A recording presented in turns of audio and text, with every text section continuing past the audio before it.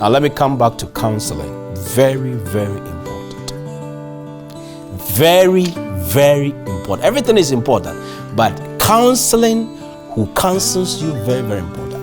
This is what I believe. You may not believe what I'm about to say, but that's the belief I hold. That the pastor who baptizes you,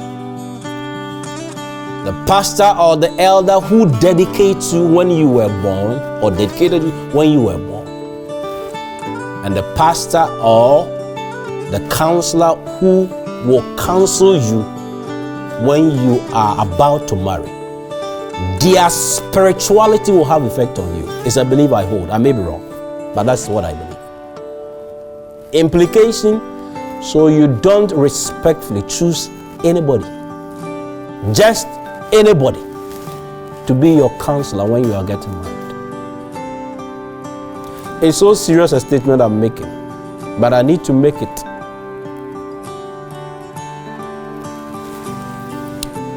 So, Pastor, who should I choose?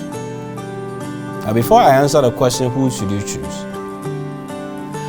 Now, my name is Pastor Anthony Melchizedek. I'm a pastor of Barakel Seventh-day Adventist Church, English Assembly, and Latabi Okoshi SDA Church, a Tree Assembly. Two different churches, one English, one Tree. Now, my church member wants to marry, and I want my fellow pastors to listen to me carefully. My church member wants to marry, but my church member doesn't want to choose me as his or her counselor. That individual, that church member has that right. You should not force yourself to be a counselor for someone that the person doesn't want. Pastors,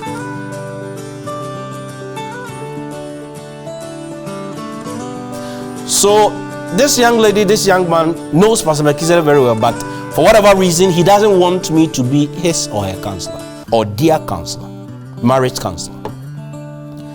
Now, what my church member is supposed to do, now, ladies and gentlemen, listen to me carefully. You come to me, Pastor, we are ready for counseling. When the two of us sat, we have chosen Pastor A or B to be our counselor. We want to inform you for you to inform him on our behalf. That is the best practice. You don't go yourself and speak to a pastor and tell the pastor, I want you to be our counselor, when your local church pastor is not aware. Stop that practice. By doing that, giving the respect to your local pastor, you give him the opportunity to bond with the other pastor, and your local pastor will have no excuse not to attend your wedding. However, the converse will make him not to attend. You abandon him, you speak to another pastor, the pastor start counseling without your local church pastor not being aware. When you invite him to attend the wedding, he has every right to decide not to come. We are human beings. So give respect to your local church pastor and let him liaise with the pastor you want him to be the marriage counselor for your marriage, and by that bring the two of them together. And let me speak to the other pastor that these young people come to you. When they come to you, ask them, have you informed your local church pastor? If they say no, please refer them to their local pastor and let the local pastor rather calls you. By that doing, you save a whole lot of issues in the pastoral ministry. Don't forget, you can choose a woman to be your counselor. There are professional counselors, marriage counselors in the system. So pastors are not necessarily to be your counselor. You can choose a professional marriage counselor. There are people like that. We have females, we have males. You can choose any one of them. But if you decide to go for a pastor to be your counselor, please follow these principles or guidelines. Number one, I am begging you, and you should understand it. Choose a spirit-filled minister of God. Choose a pastor who have experiential relationship with Jesus Christ. You can't give what you don't have.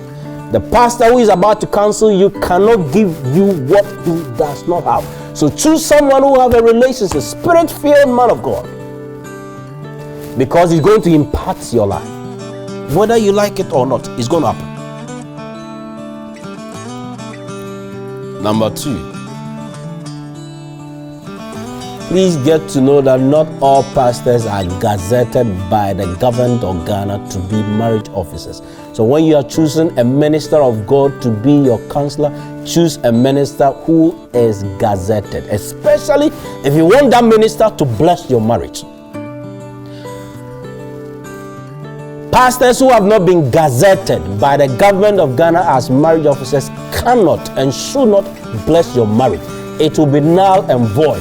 So if you are choosing a minister of God as your marriage counselor, and that minister of God, you expect him to bless your wedding, please choose someone who has been gazetted. There is nothing wrong to ask the pastor or to find out if he has been gazetted or not. Number 3, experience matters. Yes, I said experience matters. Marriage is not theory. It is more practical. Therefore, when you are choosing a minister of God to be your marriage counselor, choose someone who has married for more than 6 years. 6 years, 7 years. That's my recommendation. 6 years, 7 years, 8. Because by 6 years, he has passed the honeymoon stage of marriage. He has some experience in marriage. He can share some of them with you. And during the counseling, pastors have been trained. They know what to do. So follow this process when you are choosing a marriage counselor for your marriage. Like I said, you can choose entirely someone who is a professional. He is not a pastor to counsel you. You can also choose a woman, a professional. He's not a pastor. He's not a pastor. He can counsel you. Or if you decide to go for a minister of the gospel like Pastor Melchizedek, please follow the steps I have given to you. Let your pastor be aware. Let him liaise with the pastor you have chosen and all that. Very, very necessary.